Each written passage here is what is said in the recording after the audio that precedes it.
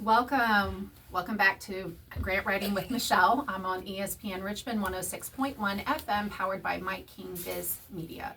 Thank you for tuning in today. I have a great guest, as I always have a great guest coming into the studio, but today I have Kaylee Rosenthal, and she is with the Virginia Department of Veterans Services here in Richmond, Virginia. Welcome. Thank you. Yes, it's great to have you here. Yes. As I mentioned to her when she came in, I feel like we talk a lot, like internet friends all the time. Her husband is a Chester County Police officer, and we also connected because she knew I served in the military, and a couple of years, it was like 2 years ago, I think. March of 2023. Yeah. Was that last year? Oh my gosh, it feels longer than that because... Well, almost 2 years. It feels like... March. It feels a lot.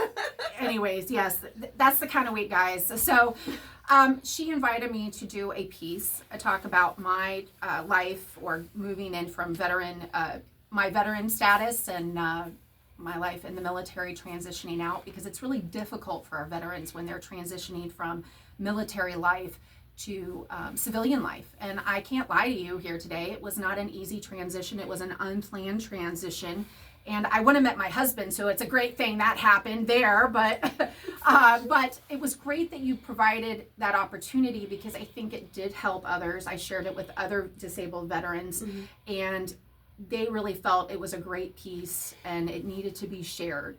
And, you don't know what battles our veterans are dealing with. Exactly. And being that our paths connected and that you're in this role, you're able to find really creative ways to bring folks together that have served, may have a story, may have something that will be an impact to others, and just provide a way to help them. So again, I'm glad that our paths crossed. And it's funny because our spouses connected way before we did. Right.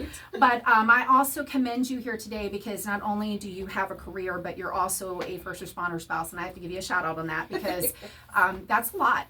It is. And they've been through their own battles. Oh, yes. So, and I'm so glad that we were able to cross more than just, being the first responder sisters and be able to support when there's a need, but also find a way to connect in these roles. So again, thank you for being here. Thank you for helping our other veterans besides myself. And you provided a voice for me that I didn't honestly think I had. So I do want to say thank you for that, because that's the first time I've actually ever shared, and it took hours. And I write for a living, but it took hours, and I kept writing while my husband was on military orders, writing that piece, because I knew how impactful it would be to other veterans. And so I appreciate that. I think I have to give a shout out to him. Mark Casper was one of the first that got to read it. He's like, Michelle, I saw you in that piece. Yes. And it meant a lot, because it takes a lot to be able to share something, because there is so many battles that people are fighting that have served, and not everybody wants to share. I've had guests on here that have had things they've went through, and it's a struggle. Yeah. And you are in a role where you're providing opportunities, events, and you are just creating a tremendous impact, not only in Richmond, Virginia, but further out. So I'm going to let you take it away a little bit, introduce yourself a little bit more to our audience today. Sure. So I am Kaylee Rosenthal, the communications manager at the Virginia Department of Veterans Services. I've been there for almost 2 years now. Prior to that, I worked for 5 years at the Virginia Department of Treasury. So about 7 years with the state, which is fun. I am, almost 10 years as a police wife. I like how you said that. Yes. I need to practice that a little bit more. Busy with that, and this position has been just a dream, honestly. I wanted to land somewhere where I made a difference, and where I really touched people's lives. And in some of these situations, I mean, it could be a life-changing opportunity.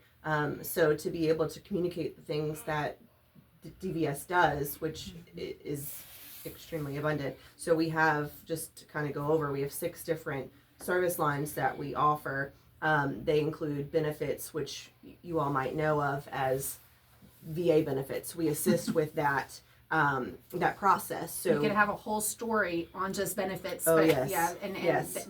I would just encourage you to share where to find it, because that's a Yes. whole Yes. that plot just keeps getting Our bigger and bigger. website, yeah, our website is a host of information, dvs.virginia.gov. You can find all of the different things that we do, but we also have employment, transition assistance. We have 3 state-run cemeteries.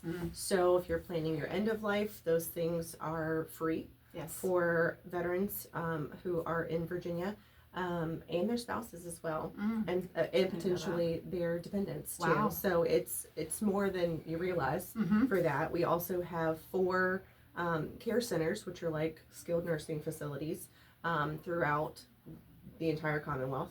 Our 4th one is about to open next year. That one's in Northern Virginia, but we have Richmond, we have Roanoke, and then we also have Virginia Beach. And so those facilities are like top notch. The Roanoke one constantly wins awards for its just service across the board, and that's the oldest one.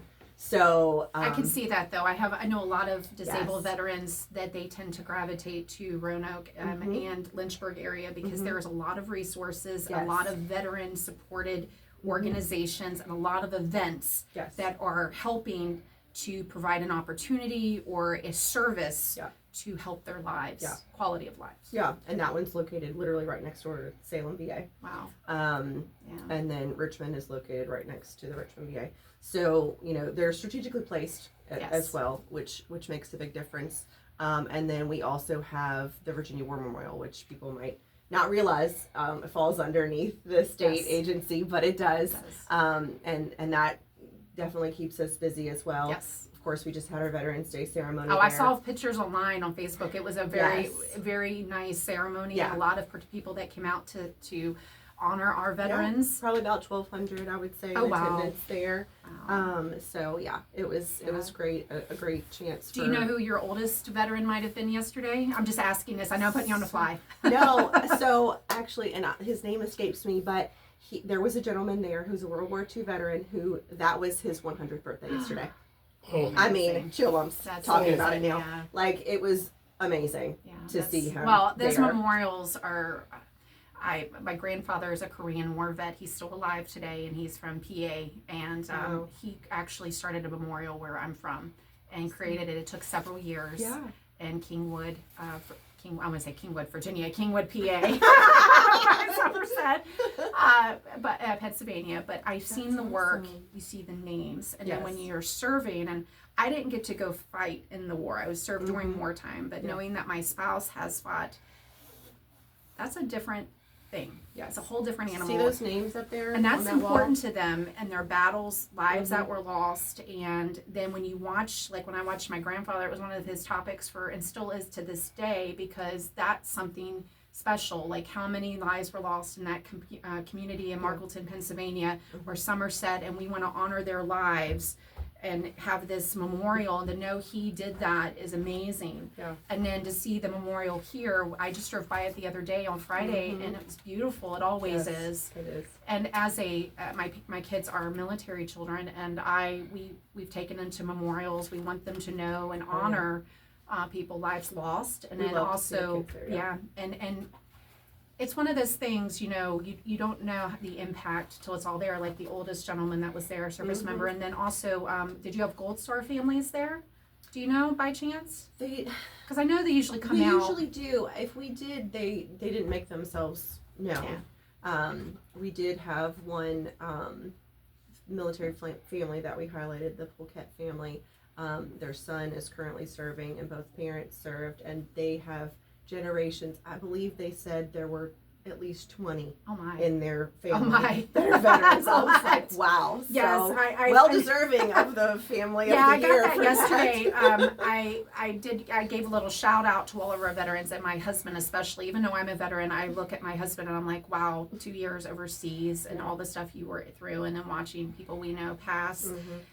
That's hard. And then my son serving, you guys know, at the United States Military Academy, but when, he has also signed that dotted line, but he is in training while he is active duty. It is a little different. He's in his first year. So, I think anybody that gives time to their country deserves, more than a pat on the back and giving to our country. But it's not like you're just going to a regular college. But I do think because I've met a lot of people at the West Point Club in Virginia, and they have generations like that where it just keeps going. And I think that's what we're leading up to on our family, but I think it's going to take some more generations to get to 20. Yeah, I have a middle son that's considering the Citadel, so stay tuned. We have quite a few years to go. For sure.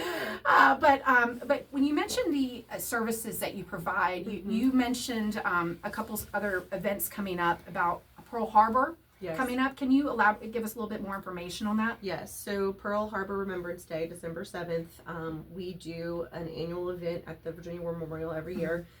So we'll have one there. Stay tuned to our website as well for more details about that event and time. But it's a great event. It's just so moving to just see, and it's held in the shrine. So you've got those names on the wall right there surrounding you. So it's definitely, if you're in the Central Virginia area, I would highly recommend you come. And then, of course, we have our wreath laying events, and those are at all three of our cemeteries, which are in Amelia, Suffolk, and Dublin. And those will all be held on December 14th.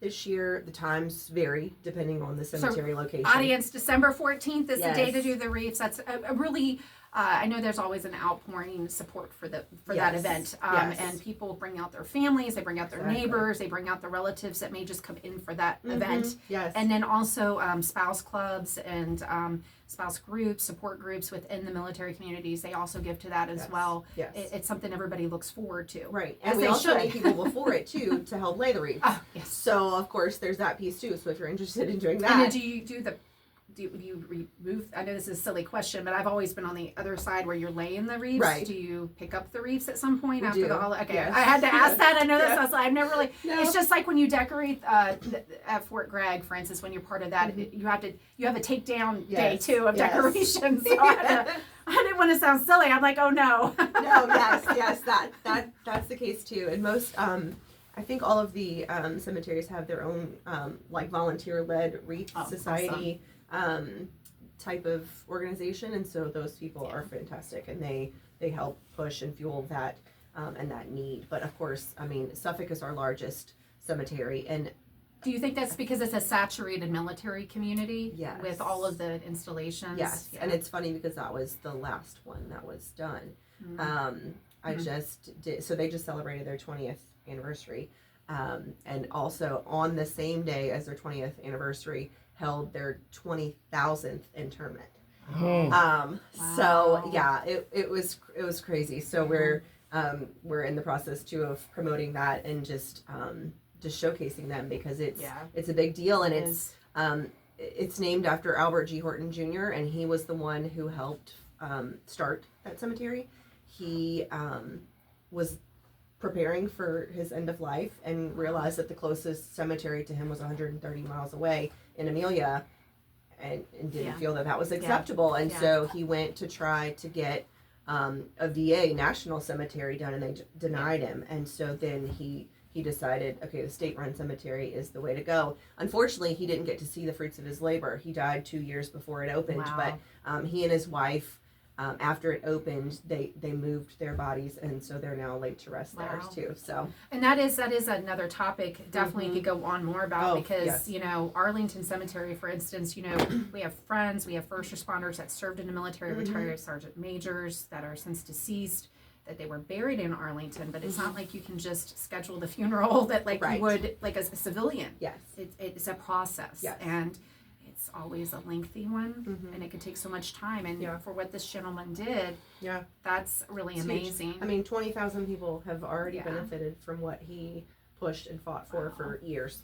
Wow, that's pretty cool. Yeah, it is. That is neat. And then you mentioned a network that I saw yesterday on Facebook because I paid attention to that because that's a big deal because Governor Youngkin he attended, and a couple other folks, as well as American Legion. I don't know the number that was there where they had it held. Yeah. But it looked really like an amazing Yeah. it looked like it took a process to get there. Yes. So And it was, a big something, luncheon. yes. Yeah. So can you share with everybody what we're talking about? Yeah, so it's the Virginia Veterans Network. It was an initiative from the governor's office that we are managing at DVS. So the official launch was yesterday on Veterans Day, and we had there was a luncheon after the Virginia Beach Veterans Day parade where the governor announced it, and that's what you saw there. And so it is basically a resource online, completely free for veterans and their family members to join, to have a one-stop shop. That's what I was going to say, because I've Yes. seen other folks try to have these networks, but it's just like anything. It's just like a family readiness program. It's just like some of the organizations you see in these within our military communities. It's a process, but the fact that this network, I know the need of this network, especially this particular one, because it kind of trumps over everybody else's networks. It does. And it has it's a resource, a one-stop shop for everything. And all of the resources are vetted by us. So Nice. it's not like, we're letting anybody and everybody on there without going through a process to see whether or not they're... So do you have the organizations? I don't mean to stop you, but I'm familiar with some of this. Are they making sure that the vetted are organizations that they can provide maybe additional resources to whatever their needs are, employment needs? Yes. I was going to say education? Yes. Because I would assume so. Yes, That's, exactly. So all of the resources that we provide at DVS are all internally located. And then any partner relationships that we have, those are the ones that are going to be vetted. And those are going to be, some of the nonprofits that, are in the area, but that can provide any kind of benefit or resource that a veteran would be looking for, whether that's mental health Yes. or even say they want to do horseback riding. Yes. Or, Oh, yes. anything like that. And will the folks that got vented in to do that, participate in that, will they also go on the other side? Will they be able to post it and share it on their organization page? That they're part of? Yes. Okay. Yes. That's awesome. So so the veteran can go in, they create an account, they answer a little survey questionnaire that kind of gives us a little bit better sense of their needs, and then they can just browse through the resources that are in there, select what's interesting to them, or a topic of need, and then they can request services or additional information from them. So it's like a little cart feature, and they just add it to their cart essentially, and then when they check out, which is no dollar fee, that's what I'm gonna say. Is there no like a fee, trick to that? but it's just like a cart, and then it tells them, okay, great, your information was sent to Awesome. these organizations that you're interested in more. They'll get back in touch with you. So I did see at the event that there was people assisting, because Governor Youngkin was one of them assisting. Yes. So is there actual people that can be on the spot for our veterans that are maybe older and not very technology friendly on it? They could call our office and they can get some assistance that way if they want to. The website is also co-located, I guess, with our services as well. Nice. So you don't actually have to create an account. If you don't want to, you can just go to our side of the website and create or book an appointment with one of our veteran service representatives, and they can walk you through the process too. You can come in person and sit down with them in one of our offices if you want to. We have 38 offices across the Commonwealth. Well, now you know when this airs, everybody's going to be reaching out, because that network has been something I know that has been coming. And a lot of different communities, counties in Virginia need this. And there's other organizations trying to pull a network going like this, which is great. But overall, this was needed. Yes. And it's amazing to see that it's come out. And now everybody's aware and it's ready to roll. Yeah, it's been over a year that's in the great. works. So, and That's we're wonderful. obviously still looking for even more resources. We want to fill it to, as many as we can. So if you're interested in that, you can also go to our website. Well, I was going to say, now you're moving into final thought, because unfortunately time goes really quick here on the show. So, so with that said, do you have final thoughts from this program to others before we have to end today? Yeah, I mean, I would definitely encourage, if you're a veteran or even a family member who needs some kind of assistance, whether it's, with a job or education or, mental health resources or anything like that you can possibly think of, that's where we want to be there for you. Yep. That's that's our mission. Yep. Is to serve those who served and to connect them with the resources that they've earned. Yep. So really and truly, our website is the best place to go, dvs.virginia.gov. I'll say it again. And it is, we just launched a new one too, so it's nice and pretty. So yeah, it's really, you can find everything that we do there, and you can get connected with, you know, any kind of Awesome. resource that you might be Well, looking for. I'm not going to put you on the spot with more final thought because I think you just gave enough for our audience to be able to, you've educated them on where they can find you, what resources that you provide. Yes. And honestly, they're seeing how friendly you are here on camera. They're going to want to call, they're going to want to reach out. And I'm so glad that you came because you are making an impact on our veterans and their families, as well as our service members that also are looking for resources, because as a veteran and military spouse, there's never enough resources. Right. And you are helping, you don't even know what lifeline you're doing, but you are. You're helping somebody's lifeline out there. So keep on doing that. Thank you. And I'll have to bring you back. You know this, and we'll probably have to go and talk about benefits more, because it can be its whole library and volume on benefits. But ladies and gentlemen, thank you for tuning in for Grant Writing with Michelle. Stay tuned for another great segment coming up next week. Have a great day.